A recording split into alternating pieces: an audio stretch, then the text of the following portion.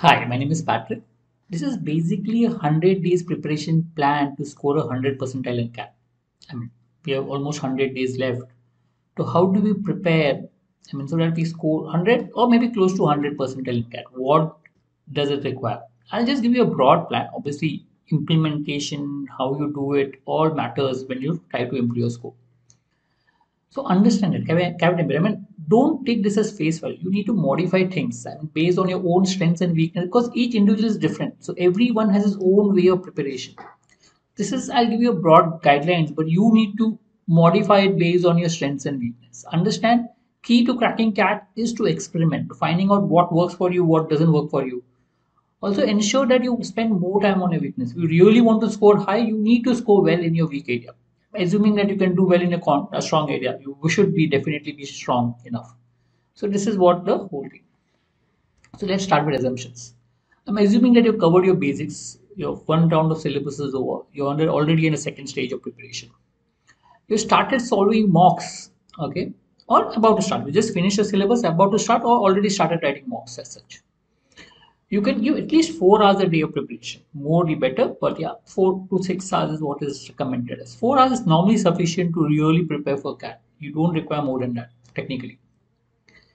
Plans. Okay. One is we look at plan for mocks. How do you go about writing mocks, the frequency, etc.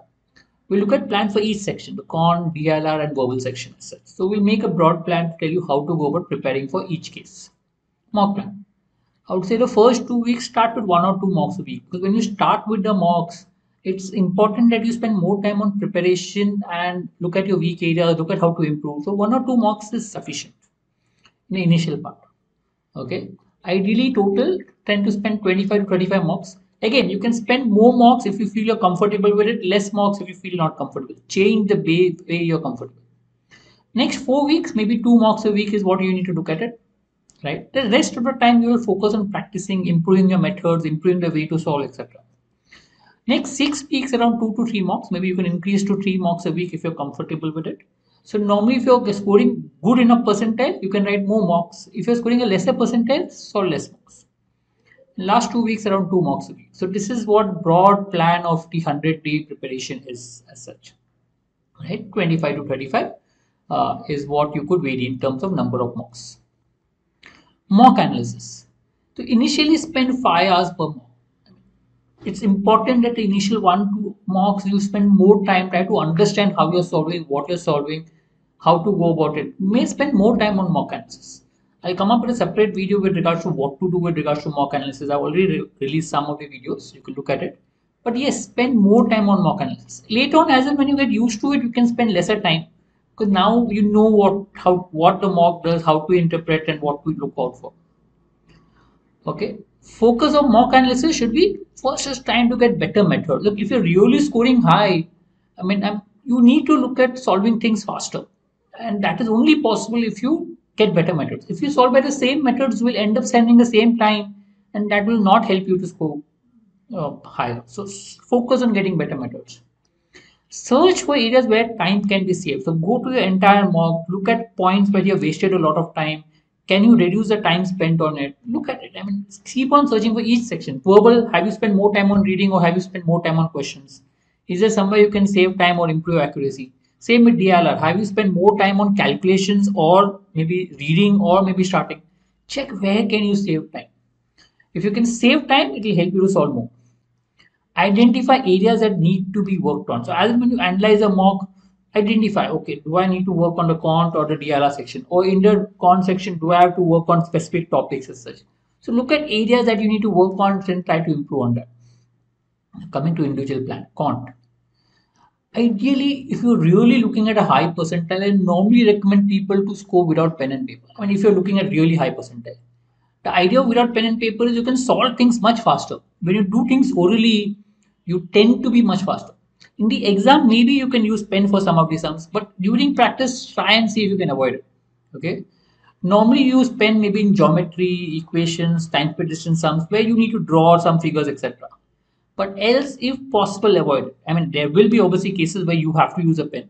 In the exam also, you may use a pen, but try to create a habit during practice because habit creation is very important. The moment you can create a habit, You can use that in the exam. If you don't create a habit, then using that in the exam becomes difficult.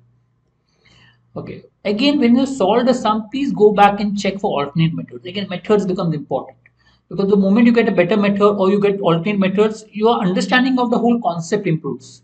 So look out for better methods. If you get a method, see if you can apply to some other method. Knowing a method, good method is not sufficient. You need to also look at, can I use that method in different kind of sums? Any method that can be only be used for one type of sum is useless because that type of sum may not come in the exam. Look out for methods that can be used for multiple type of sums like substituting options, substituting simple values, putting 100. Some simple values, simple techniques that can be used for multiple sums are normally the most useful methods as far as possible.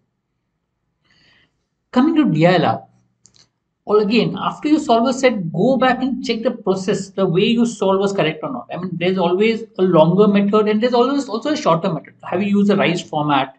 Have you started it properly, etc.? So check out whether your process of thinking and solving the set was proper, ideal. Okay.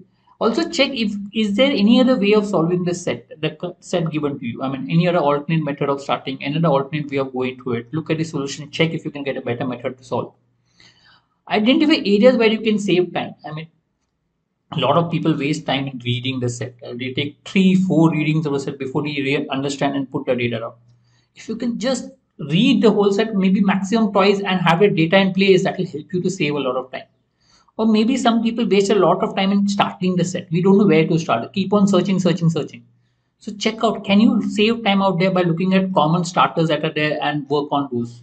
So check out areas where you're wasting a lot of time and see if you can save time out there. Verbal reading is the most important thing. Enjoy what you read. I mean, that is more. I normally recommend reading more than maybe solving pure RCs. RCs anyway you'll solve when you're doing the mocks, but read. Okay, read at least one article from international magazines because it has been seen that at least few of the articles, a few of the RC classes are from the magazines abroad. So look at international magazines, newspapers, and try to get familiar with the language out there. You can look at articles online as well. aldaily.com has a lot of articles. Pick up those and maybe you can start reading from those places. Can practice verbal ability separately, odd man out, fill in the blanks. You can take it separately and practice them separately. That is that improves with practice. So keep practicing on those areas. Daily schedule. If you're writing a mock, on a day of writing a mock, 2 hours you'll spend on mock, 3 to 4 hours on analysis, and 1 hour of reading. So you can say around 6 to 7 hours of preparation on the day when you're writing the mock. You do write mock and analyze the whole thing on the same day. I normally recommend reading every day, very important. Non-mock day, 2 to 3 hours of practice like quants, I mean preferably from mocks. So mocks are a good source of questions. 2 to 3 hours maybe practicing DILR, preferably again from mocks. So mocks are, the current mocks or the recent past mocks are a good source for practice. And 2 hours of reading. Good, I mean reading is important, so ensure that you read on regular basis and so on. Additional tips. Okay, ensure you don't study at a stretch. If you're saturated, if your mind cannot think, you will not learn much. Remember that you need to think to the sum, you need to understand, and that it will only help if your mind is free and helps you to think. So keep your mind free and try to understand. Inculcate a hobby to refresh your mind. The hobby normally helps later on interview phase, but if you can create a good hobby which you're really interested in, it can help you refresh your mind. Maybe exercise, maybe music, maybe anything that you feel can refresh your mind in between your preparation. Create a good habit. Have a group of friends if possible. I mean, whom you can discuss. I mean, normally a good way to get better methods is from your friends. You solve a few sums, he solves a few sums, and you all discuss whether you all can get a better method to solve. Okay. It not only helps you to solve, but also helps somewhere psychologically to face issues, etc. Try. I mean, even if whatever happens, you all can share. I mean, what I've seen in the past is when group of people study, all of them benefit, all of them get into a better college, and that helps. Provided the group helps each other. I mean, you need to have a group which tend to each help each other, and that could benefit all of them in a group. I've seen that happening in the past. I hope this helps in terms of understanding how to go about preparing in the last 100 days. All the best.